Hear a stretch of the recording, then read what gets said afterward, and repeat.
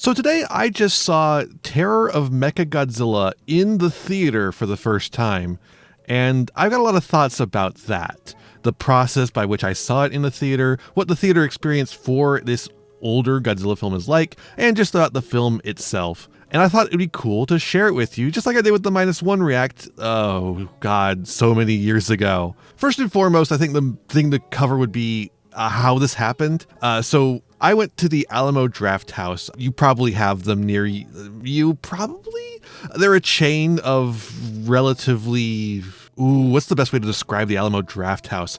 They're a chain of quote-unquote indie theaters. Like, they're trying to have the vibes of an indie theater, but in a chain format. Does that make sense? I think that makes sense. They've created a deal with Toho and with the Criterion Collection, I guess, to screen the Criterion Collection remasters of the Toho Godzilla films. I don't know how far that extends. I watched Terror of Mechagodzilla today. This is the first one that they've done, as far as I know. And they're going to be doing Hedorah in May. So if you're interested in watching Godzilla vs. Hedorah, which I think is actually one of the better Showa films, especially the late period. It's probably my favorite of the late period Showa films. If you're interested in that, and this is in no way sponsored, I have no ties to the Alamo Draft House. I don't care if you go or not, but if you're interested in that, you should take a look and see if you can make it to the Hedorah screening. Your seats might be sold out already, but this is a thing that they're doing. I don't know what they have access to. Currently, it seems to be only late period Showa era films. They haven't done any early Showa. They haven't done any Heisei. But when I was there, what they ran as the advertisement to say that they're going to be doing more of these included Biollante in it, which sort of implies that they're doing Heisei era films later. But I don't know.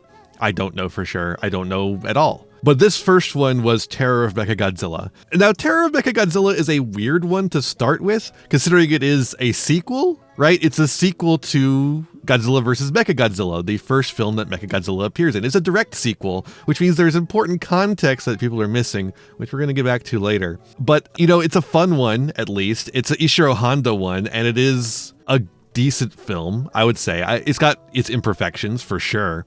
It's late period Showa. Of course it has imperfections. But I think of late period Showa, it's Ishiro Honda directed, right? It's got some sauce to it, more so than, say, like Godzilla vs. Megalon has, right? Not that Megalon is a terrible film. It's just lacking a little bit of the sauce. But yeah, so this is what Alamo Draft House is doing right now. They've got the Terror of Mechagodzilla. They got Godzilla vs. Hedorah coming up. They're probably going to announce the next film like a week. They announced Hedorah about a week before Terror of Mechagodzilla airings started. There's only like 2 or 3 airings for each film. I think there was 3 airings for Terror of Mechagodzilla, but there's only 2 for Hedorah, at least in my area. So I don't know what it'll be like for you. It's probably going to be very limited whether you're going to be able to actually get into this thing or not. They've got a special menu for it. It's not good. Don't order the food at Alamo Draft House. It's not good. Okay, it's fine. It's good. It's like fine, but it's not $18 good. I'll tell you that fucking much. $18 goddamn dollars for boneless wings? Are you fucking kidding me? Are you fucking kidding me? And then so the specialty menu, the specialty menu is fucking boneless wings in a sauce. They're called King Wings. They're King Ghidorah approved. It's just nothing. Loaded fries. Loaded fries is the other thing. Monster loaded fries. Cool. Awesome. And then the other 2 things are just alcoholic drinks. Blue Fire and Godzilla Punch, I believe what they're called. It's like, one's like a rum and one's a tequila, right? I don't know. There's no like mocktail options for them either. It's a very limited special menu, and it is limited screenings though. So I guess I understand why. And it's just like, if they're going to continue to do this for a while, and with I don't know how many Godzilla films they're going to be showing, it's like, it seems strange that it's such a limited menu. But whatever. It is something that is just popping up every so often. So maybe they don't want to put that weight on their kitchen staff. I don't know. It's strange, but it's not a huge deal. But they have like limited edition merch with it all too. It's interesting. They've also got like a special pre-screen thing going on where they've collected a bunch of clips from other tokusatsu productions, mostly Tsuburaya stuff like Ultraman and Zone Fighter and stuff like that. I think there was, what is his name? Iron Star, or whatever the fuck that guy's name is. A bunch of like tokusatsu-ass tokusatsu. And a couple, some stuff, Alamo Draft House is like, again, it's trying to get that indie theater vibes. There's a lot of international stuff in there, a lot of really cool painted Italian posters in there for like exploitation films. I love it. It's exactly my vibe, unfortunately, despite the fucking high prices. But because of that, they have like in that pre-screen, they had a bunch of like German trailers, which is really fun because if you don't already know, in Germany, because of it was one of the Godzilla films. It might have been the second one. It might have been the first one. Anyways, one of the Godzilla films, when it came to Germany, was localized as Frankenstein's monster or something like that. So like Godzilla was called Frankenstein's monster for some reason. And that's just kind of stuck. So like, or rather it did stick at the time. I don't think it's stuck. I don't think it's carried on to the modern day. But for a long time, for a while, there was a trend where any fucking kaiju film, including like stuff like X from Outer Space, would be titled like Frankenstein's Monster or Son of Frankenstein, Fire versus King Kong, you know, that kind of thing. So having the German trailers in there was really fun. And then they had a segment where they played a lot of commercials that featured Godzilla or Godzilla knockoffs just from like various places. They had some like from Thailand and Singapore. Really cool stuff that they dug up. It was very up my alley to see all that kind of kaiju tokusatsu ephemera just kind of shoved in your face. I liked it a lot. And then you get to, you know, watch a cool fucking movie. What was strange, though, is that you do still have, like, the previews like you would have at a normal movie. And they're, like, normal-ass previews. So what do you show as a preview for Godzilla vs. Mechagodzilla?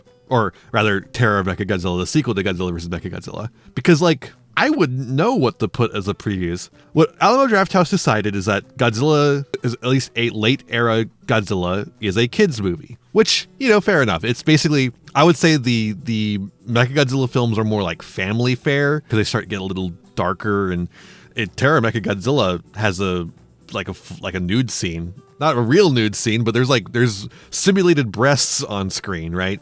Which would, you know, give a American family a fucking heart attack in 2026 for some godforsaken reason. But Alamo Drafthouse decided it's a kid's film, which, you know, it was at the time, so it makes sense to me. So we got like Sheep Detective, Minions, the Minions new movie, Minions and Monsters. Actually, that one kind of makes sense. That's basically a kaiju film. Toy Story 5, though, I can't believe they're making a fifth one of those. Well, and this time it's Phone Bad, iPad Baby Bad, which is really funny, extremely funny. So that's like the your pre-movie experience. And I think that was all like, it was all really fun. It's got a fun atmosphere to it. I like the vibe of the Alamo Drafthouse way too much. I need to move to a city that has actual indie theaters so I can enjoy that instead. Hopefully for cheaper. You know, the tickets for this was like $18. It was miserable. And that's not including the food, by the way. Again, the $18 food, $18 ticket. Crazy.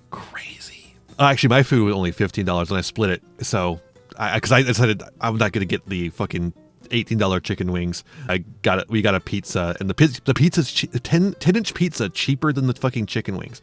What the fuck? Anyways, we got the pizza and split it, so that was even cheaper. But goddamn, they bring it right to you in the theater too. It's one of those kind of experiences. You know the deal, I'm sure. But as far as like the movie itself, I gotta be honest. The movie, the Criterion restoration of it is really saving it here as far as the theater experience. If it had been like one of the crappy versions, it would have been fallen flat. But the Criterion restoration makes it like nice to look at in a theater. On the big screen like that, you can really see how many screening effects there are in this film. Terror of Mechagodzilla is absolutely full to bursting with screening effects. And some of them better than others. Most of them are like to show the scale of Mechagodzilla, or you're putting like Mechagodzilla on a big screen and it zooms out that footage at the same time, and sometimes they don't sync up quite right. But you do get like this sense of scale, and the fact that Mechagodzilla is a machine you could walk inside of through all these screening effects, and that's really cool. But on the big screen with the Criterion restoration, you can really see how they warble in a lot of places. They don't quite work as well as intended. And, you know, of course, there's also the bad screening effects like the Mechagodzilla and Titanosaurus stomping through the city, where the scale is just completely fucked. Oh man, it's really, really unfortunate. They have miniatures for this set. I don't know why they felt the need to do that scene, because it just looks really bad in comparison to the normal, or like just what they already have in the film of Mechagodzilla and Titanosaurus stomping through a city, right? Like they're trying to do with a thing where you have the humans running in front of them, running away from them, right? But I think they would have been better off having just the humans in front of a screen running around like they do in earlier Godzilla films, instead of having humans in a city running away and then having to screen the monsters over the city, and then they fuck up the scale entirely. Also, you could have just done the scale properly, right? You could have just done the scale correctly. And there's so many options here. I don't know why it ends up like that. It feels very strange. But like that's like stuff you get to see in closer detail. It really gives you a sense for the artistry of the kaiju film, which I really like. Of course, that's my fucking jam. I will say though, the audio is not really helped by the theater experience. The audio is a mono. It's like there's nothing else to say about it. The audio is in mono, so the theater doesn't really make it more impressive than it already was. And the audio is fine. It sounds about the same as when you play it on a computer or a TV. It's just that's all it sounds like. Whereas where if you go to a theater and watch like a movie that's in theaters right now, it's going to be very impressive in theaters. Of course, with modern filmmaking, you then watch it on your computer or TV and it looks like shit. Sounds like shit. I mean, not looks like, well, it probably looks like shit too, because they do the lighting that only works in the theater experience, and it looks like shit on your TV. And then they have the audio that only works in the theater experience, and it sounds like shit because everyone's fucking whispering and then everything is exploding. Whispers are intense and dramatic and intimate, and loud noises are intense and dramatic and fucking awesome and cool. But like regular talking is none of those things. So they do only whispers and only explosions because everything has to be maximized for audience enjoyment instead of being something you can actually listen to. But it's only maximized for the theater experience because if you watch it at home, you're going to be like, turn up the volume, turn down the volume, turn up the volume, turn down the volume. But this film does not have that problem. It also means that in the theater, there's really no bonus to the audio. It's the same as if you were watching it at home. Because no stereo and none of that nonsense. But I will say though, as a general film thought, it's interesting how Terror of Mechagodzilla has such a different musical tone from Godzilla vs. Mechagodzilla. It's a direct sequel, but instead of having that jazzy, bombastic soundtrack of Godzilla vs. Mechagodzilla, which has like a fucking jazz ballad or jazz pop ballad thing from the priestess to King Caesar. It's instead of having something like that, it's much more dramatic and moody, atmospheric. It really builds tension and helps keep the tone darker than the previous film, which I think is interesting. Like the Godzilla vs. Mechagodzilla, when Mechagodzilla comes in, you've got that jazzy track, the bum, ba-dum, ba-dum, bum, ba-dum, ba-dum. Instead, here in Terror of Mechagodzilla, we have this really slow, that building track, bum, bum, bum, bum. Like it's building upon itself and building the tension as you slowly like pan up Mechagodzilla, or Titanosaurus stomping on Godzilla. It's Akira Ifukube instead of whoever did the music for the first one.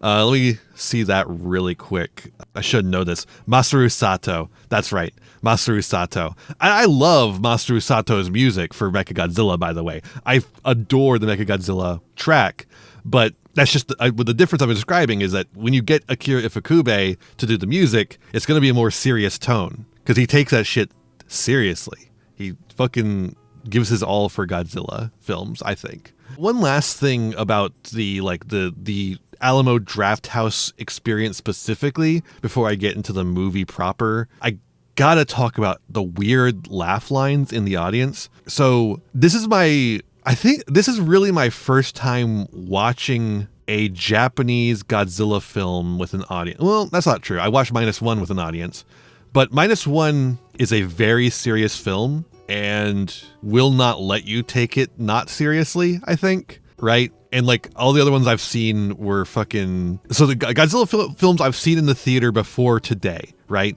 It's Godzilla 2014, which I adored in the theater, at least.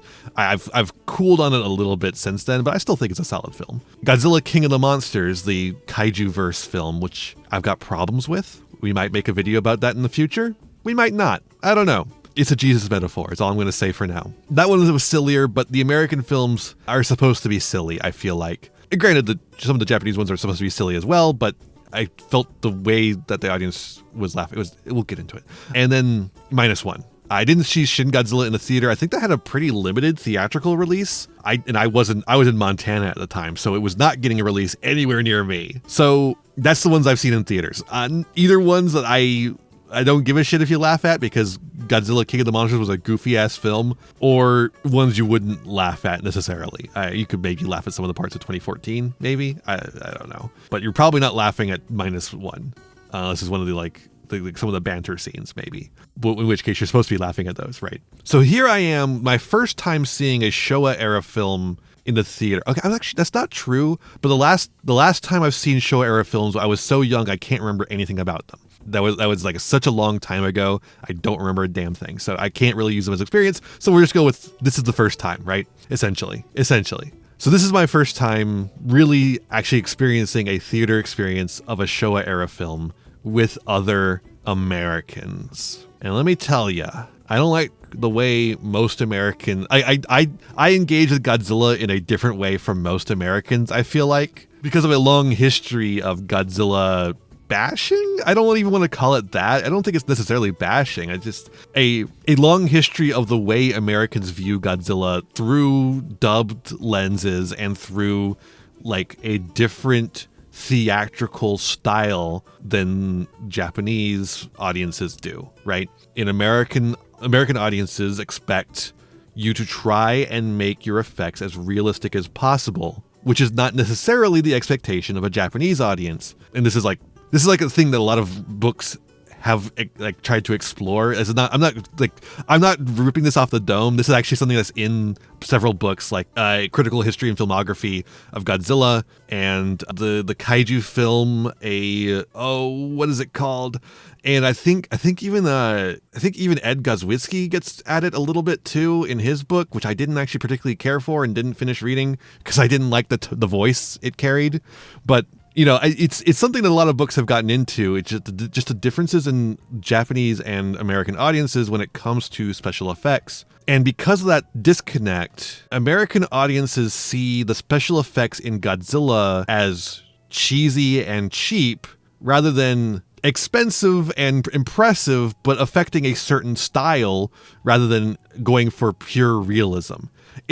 It's a bit like going into a 2D animated film and wondering why they aren't 3D animated, right?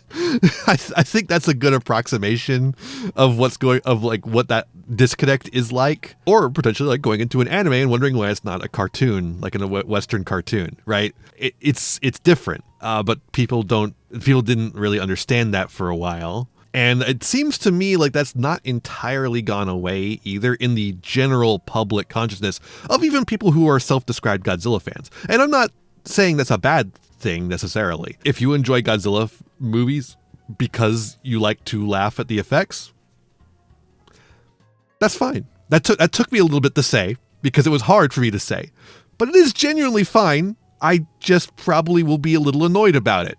But that's fine. I can be annoyed. We should learn to be annoyed by each other and not make it a moral issue more often, right? So that's where I'm like sitting, right? But so here I am amongst an audience of people who I don't even know if any of them have seen a Godzilla film or this is their first time watching or even just like they've seen the American Godzilla films and this is their first time watching a Showa era film, right? And again, we're starting on a sequel. So there's an entire movie of context completely removed. So I get into this film without context, with both of those contexts, the context of the Japanese style of filmmaking or the tokusatsu style of filmmaking, even more so, and the knowledge of what happened in the previous film. And here I am with a bunch of people who may or may not have engaged with that, may be drunk off their ass off of these cocktails, these specialty cocktails, and I get to experience what they laugh at. And they laugh at some weird stuff. There's some stuff where it's just like, okay, so we're existing in a world where like a little while ago, aliens from a planet being absorbed by a black hole tried to take over Earth with a Mechagodzilla, right? We're existing in that world. Even if you discount all previous Godzilla films, which Terror of Mechagodzilla doesn't, the King Ghidorah and Rodan and Manda all existed because there's a flashback sequence of those. So like all of those films happened as well. But even if you ignore all of those and just look at Godzilla vs. Mechagodzilla, this is a film that this is a direct sequel of, and of course the original Godzilla, we're living in a world where a radioactive dinosaur came to life from a nuclear bomb, destroyed Japan, and then came back later to fight a mechanical version of itself made by aliens from a black hole absorbed planet, getting absorbed planet. I guess it's not yet absorbed, and was helped by a big Chinese, Okinawan deity lion dog thing. I was about to say Chinese because it's a Chinese mythological being, but they've associated with Okinawa for whatever reason. I don't know if Okinawa has Chinese lion dogs like that. Doesn't matter. Which is also interesting that King Caesar gets like completely excised from the recap of the previous movie in the opening credits of this film. Interesting that they do that. I don't know why they do that necessarily, but whatever. I guess because it's not appearing in this film. Sir, not appearing in this picture, right? Anyways, it's strange to me then, with all that context, that two Interpol agents talking to each other about UFO sightings and kidnapped Interpol agents would go to each other and say, could it be space aliens? And that would be a laugh line, right? It seems a little strange given all that context, but I have to keep reminding myself, imagine if you don't have that context. Imagine if you just straight up don't have that context. That line's fucking hilarious. What if it could be space? What if it was space aliens? What if it was space aliens? What if the world was made of pudding? Right? Also, it is interesting how bluntly they put things, right? It's just like the two guys go up to each other. It's like, could it be space aliens? It's a little funny. I will give them that. It's a little funny how blunt they put everything in the subtitles at the very least.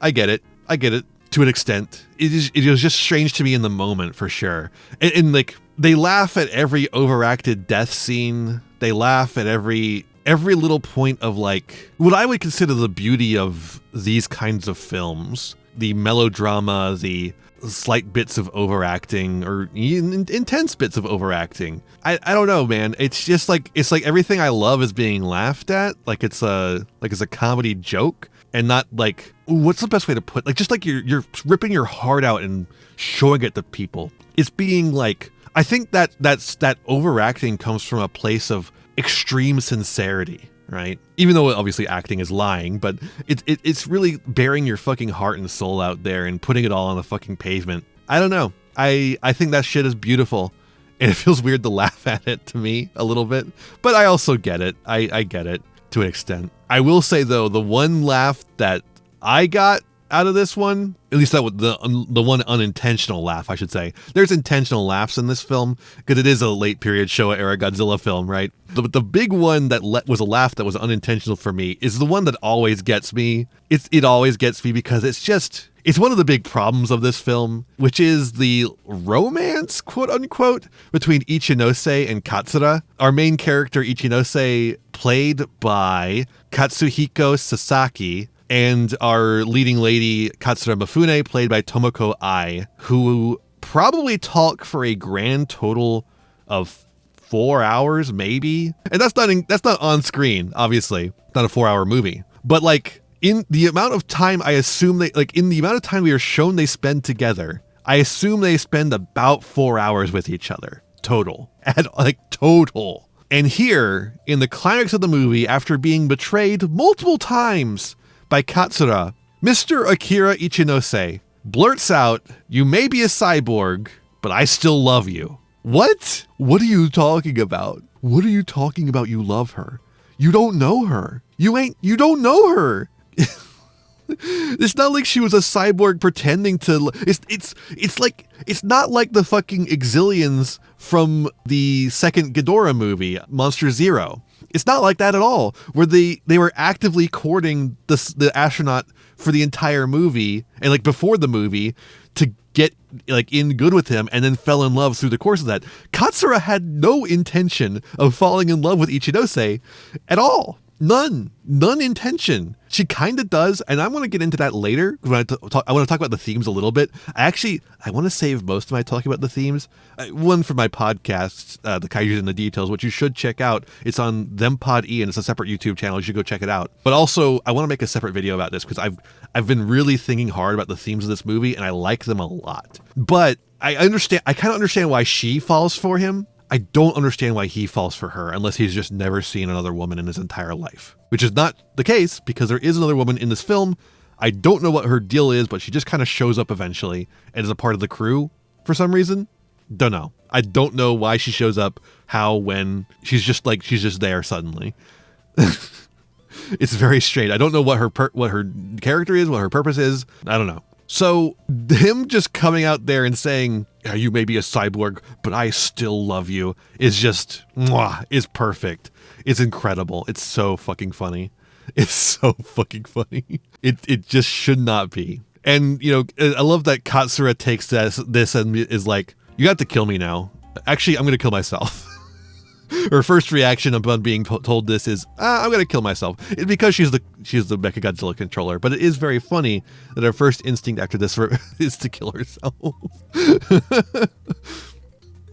Good job, Ichinose. But yeah, so like that was a weird part of it, was like learning like what was funny. There were some other things where I'm like, I get why you laughed at that, like the wire work. God, this movie has some really bad wire work, especially with the empty Godzilla suit. The way they fling the empty Godzilla suit around, they must not have had enough budget to do another take because it just looks so stupendously bad when they're flinging around the empty Godzilla suit and then like it curves upward as if there's like some sort of draft that Godzilla catches. It's bizarre. It's like a frisbee. It literally is like a frisbee when the frisbee catches like the angle just right and rises up again, right? And it's like that's not how Godzilla work, I don't think. But no, that's how the wires make Godzilla move, and it just looks so bad. I like to talk some shit, as earlier we just did, about how American audiences aren't accepting enough of tokusatsu effects. But this film has some examples of bad tokusatsu effects, and that's a really bad one. It's a really bad one. Which is a shame because I think the tokusatsu effects on the whole are generally pretty good in this film. There's some holes, there's the screening effects, there's the wire work. But like, I love Titanosaurus's design and suit. And the Mechagodzilla suit still looks great. And then the new like underhead when Godzilla rips its head off is a really cool touch to add to it. I also think the Godzilla suit from this era looks good. But again, the Mechagodzilla and the Godzilla are suits from last time that have been slightly touched up, I believe. I think they added a 2 to the Mechagodzilla in this one.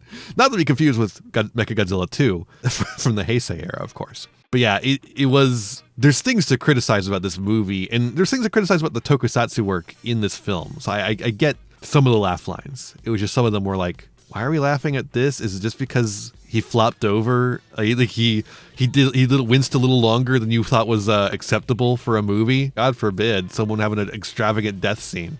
Like, I don't know. Let's talk about the actual movie itself. In addition to like, I guess like so getting some problems out of the way, in addition to those problems that I just mentioned about the tokusatsu effects, some of the performances are a little hammy, but I actually think it works in this one. And I'm going to get into that when I talk about the themes, because I've got some really banger justifications. I mean, reasons why it happened. For sure, they're definitely why it happened, and it's not me making up bullshit. Definitely. And I think the biggest issue this film has is that there's just very little sense of place. There are 2 places you get to know, kinda. One is the underground simian. They're the Planet of the Apes fuckers. I call them simians. I don't know if they have their official name is, I think, just the Black Hole 3 aliens or something like that. I'm going to call them simians because I think that's a fan-made name for them or something.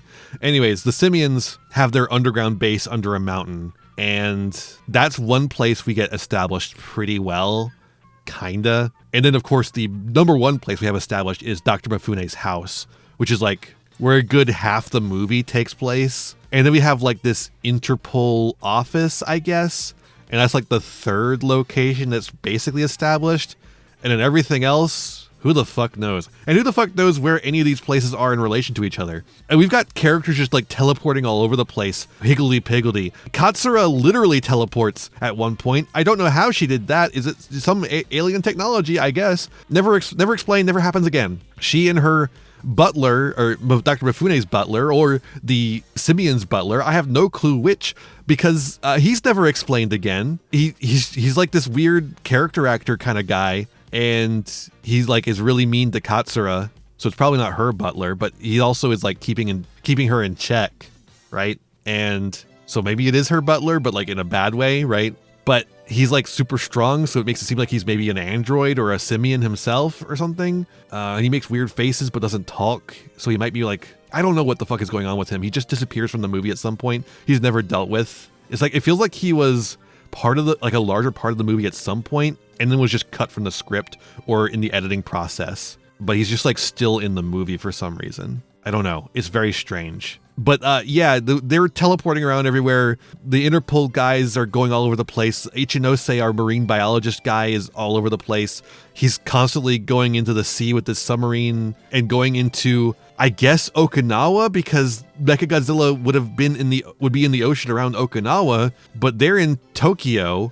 So I don't know. And I think the mountain that they're under is under Mount Fuji or something. I don't know. I don't know what's going on as far as location goes. The film just has no sense of place except for Dr. Mifune's house and laboratory, which is not really enough to really give this film any sense of place, which means there's no sense of distance or where anyone is in relation to each other, which hurts the sense of danger when like Ichinose goes to Dr. Mifune's house without his Interpol buddies there to save him, and the Interpol buddies are over at Mount Fuji, and I'm like, well, how far away is Mifune's house from Mount Fuji? I don't know. I have no inclination of how far away they are. I just know that they're apart. They could be like driving, like easy driving distance. It could be like 15 minutes away by car. It could be 5 minutes away by car. It could be an hour. I have no clue. So that's, I think, a really big problem in the movie. It also just like hurts your ability to follow things a little bit as well.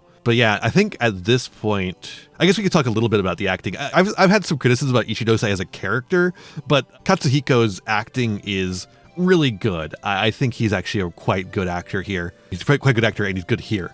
He's just playing a weird fucking character who, falls in love with a woman he's met 3 times and met for a grand total of 4 hours, right? Despite that, though, you do believe he feels that way, despite that not making any sense. So, like, that's a testament to how good that fucking acting is, right? But he also doesn't feel very central to the story. I think this is, like, a little bit part of the, like, that it's either part of or contributing to that problem of the lack of sense of place, where the human story isn't very, how to best to put this, concrete, I suppose is a good way to put it.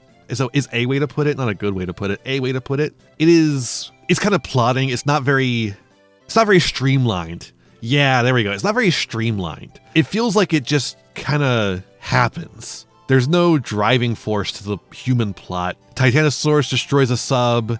Ichinose is called in. Ichinose goes down to Titanosaurus. He's falling in love with Katsura, who doesn't want him to go down because now there's a human face to the people she's killing with Titanosaurus, and he just like goes down anyways and is like, you'll like it. I promise you'll like it. And he learns that the sonar hurts Titanosaurus and then starts developing that, but it's sabotaged. And so he goes back to Katsura and he's like, oh, Katsura. And then some things at Interpol happen, and then the aliens move their hideout, so now they're going to blow up the old hideout, but the Interpol agents get there in time to save the people who are trapped there. And Ichinose goes to Mifune's house and gets captured and frees himself, but doesn't actually do anything after he frees himself, really. And then the Interpol agents show up and kill everyone, except for Ichinose. It feels very strange. It's very strange. There's little connection to the characters. I don't really feel any connection to Ichinose at all. I don't like him. He's a weird little guy. Katsura, I think I have the most connection to of all, but she's trying to cut off connections to other people, which also, by proxy, cuts off her connection to the audience. And she's like a villain of the picture, in a way, a tragic villain, not wanting to be a villain, but redeemed villain at the end as well. But still, like, because of that, there's a little bit of a disconnect there for the audience to latch onto her. And Dr. Mifune is a full-on villain with a tragic backstory, so you can't really latch onto him. The interval agents barely have any character to be like at all, so there's like no one to really latch onto as like your character, like you would in other Godzilla films. And I've said this a ton of times on my podcast, The Kaiju in the Details, and other places as well, but the human plot is really the glue that holds a kaiju film together. Without a good human plot, things just kind of happen and you lose connection to it and you get bored, which is why the American kaiju-verse films kind of suck ass. I don't know, maybe it's just me, but Godzilla and King Kong stomping through a CGI hellscape doesn't really entertain me at all. Not even close to the way. Hey, let's get another comparison. Godzilla and King Kong fighting while, you know, a fucking billionaire fuck is taking bets on who's going to win because he thinks that King Kong is his, like, mascot for his company and can be controlled in that way. That's so much more interesting, even though it looks technically less realistic, right? I think it's so much more interesting. But I digress. I think the lack of attention paid to this human plot, which is a shame because Ichiro Honda is usually pretty good at doing this. It makes me wonder if this film was kind of butchered in the edit a little bit. Again, like I said, there's this whole thing with this butler guy who just disappears. Is there something fucked up in the edit here? I don't know. It certainly doesn't help the film either way, and I think that's a little rough. But still, good acting. Another person I really like the acting of is Katsura.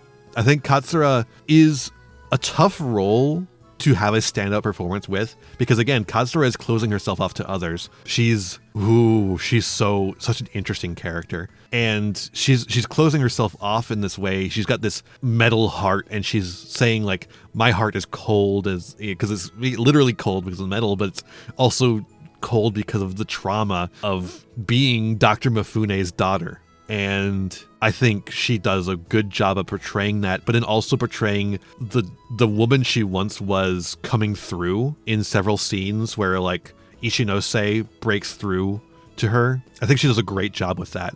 And speaking of Dr. Mifune, I think Dr. Mifune is also great. That would be Akihiko Hirata as Dr. Mifune, Tomoko Ai as Katsura. Dr. Mifune, I think at first seems like a really fucking corny, cheesy guy. I mean, he's the first time you see Dr. Mifune is him holding up a big glass of red liquor of some kind, going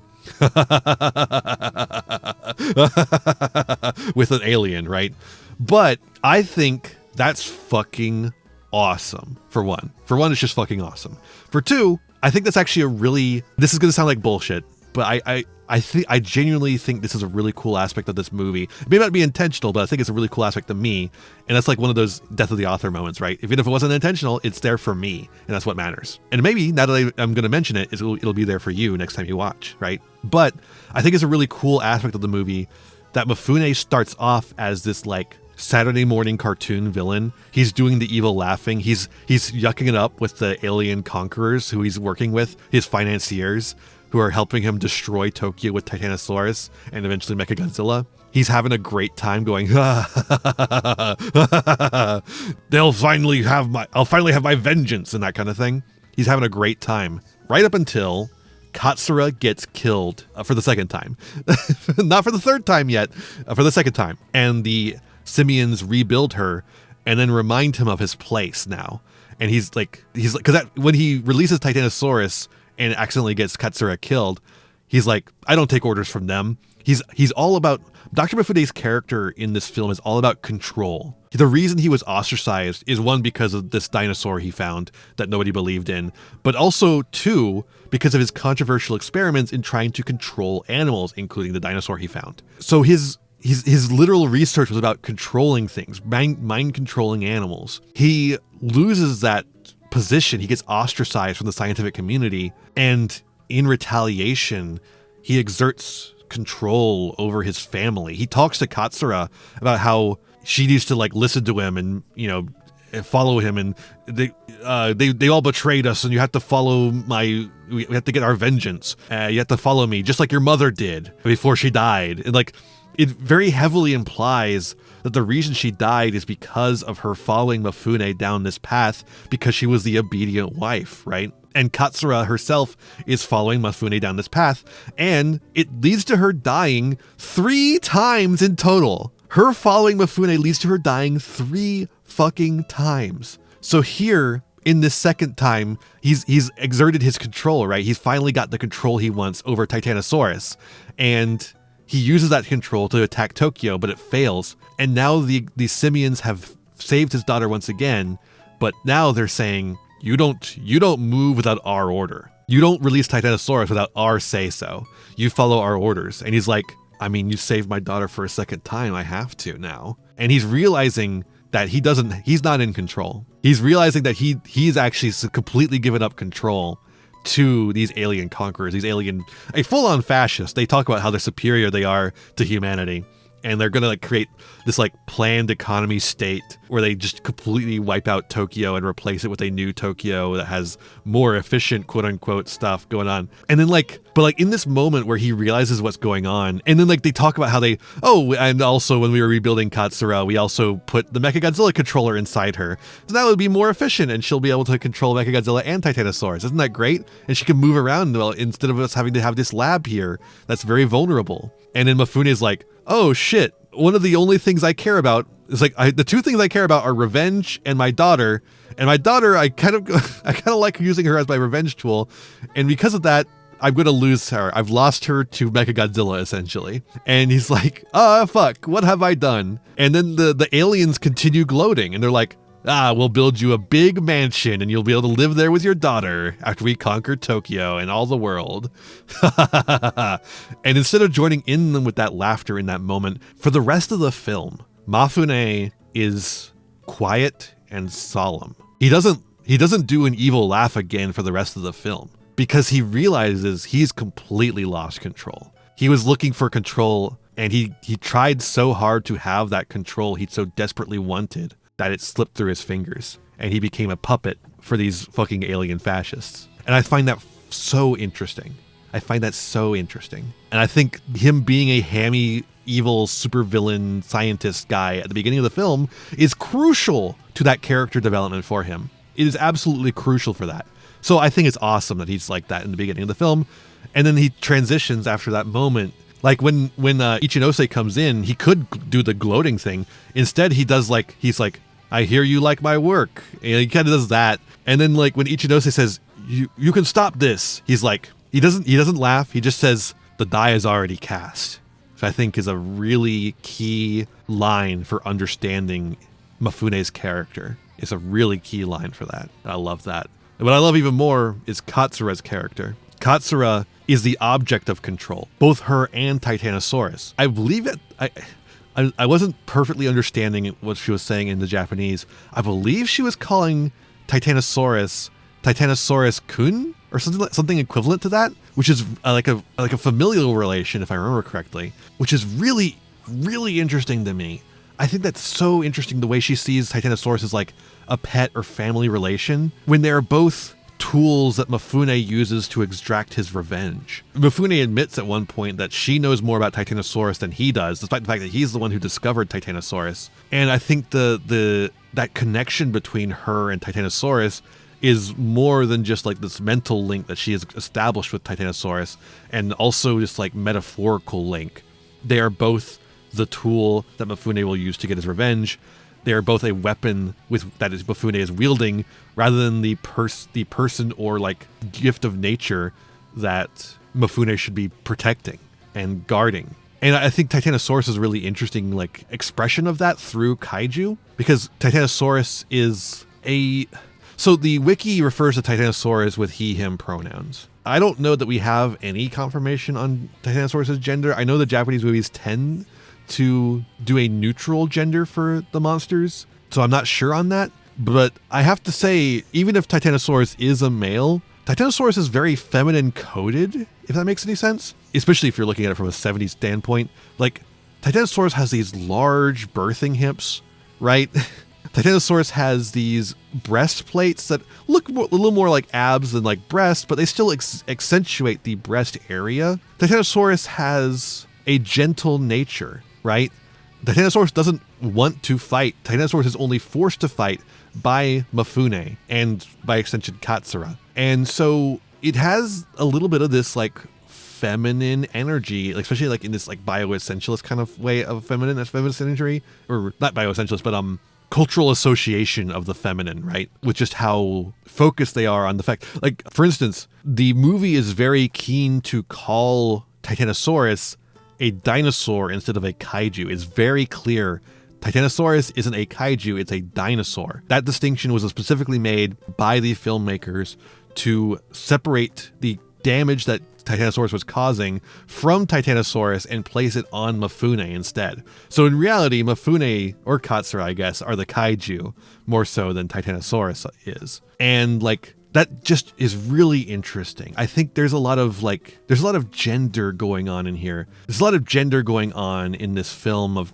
Katsura, the daughter of the controlling father who only thinks about his own end goal and never about her happiness or how to make a better life for her or for this creature he has discovered. They are linked together, mind and soul, not body, but mind and soul. And I think that's fucking fascinating.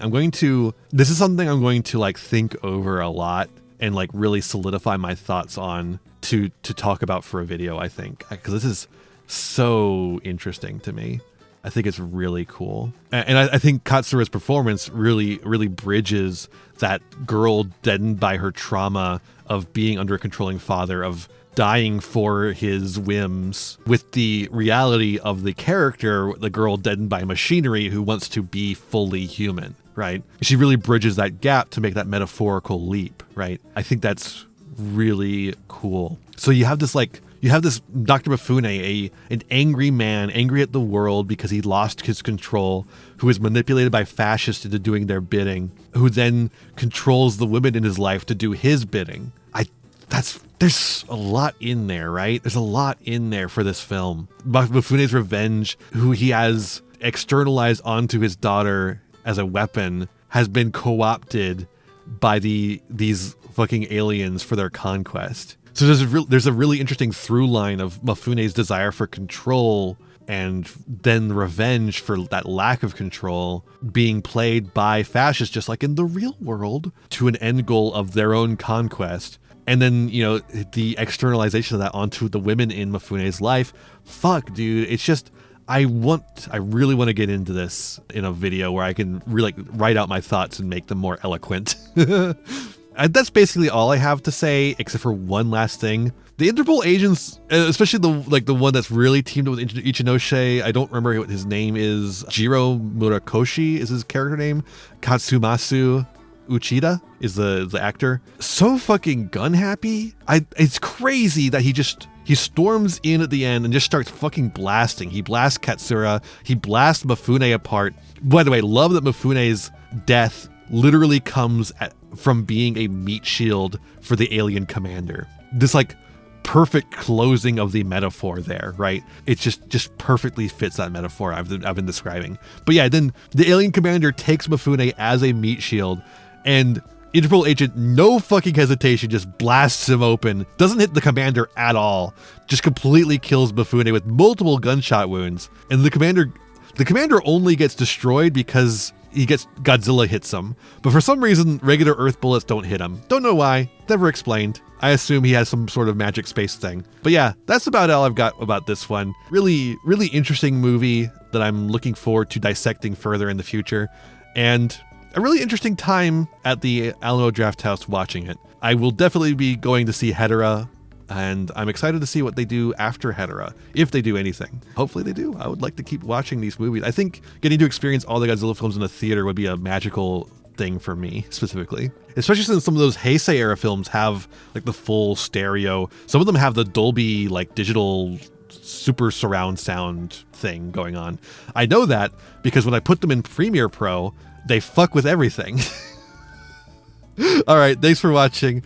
I hope you enjoyed this ramble vlog, I guess. If you like this one, you can check out the -1 one. I think that's basically similar vibes to this. If you didn't like it, there'll be more video essays soon.